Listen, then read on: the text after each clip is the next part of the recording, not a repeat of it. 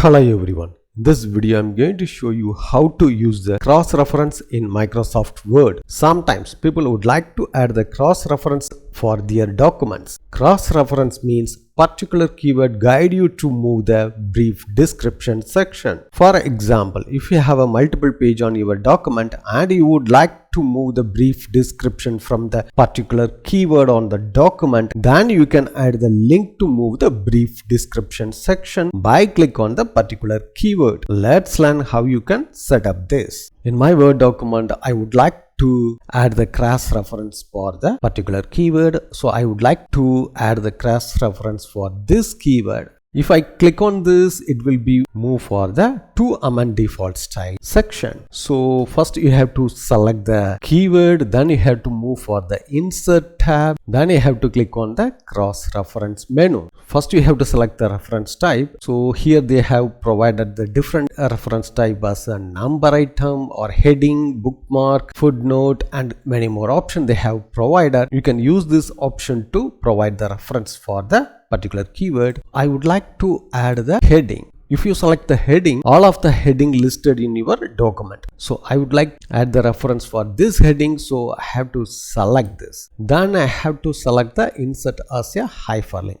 This means if you click on the particular keyword, it will be move for this heading. The insert reference as a heading text. If you select the insert reference to heading text, the heading text should be changed as a keyword. So for example, you have to click on the insert. You can check it out. It has been changed. Now we have to click OK.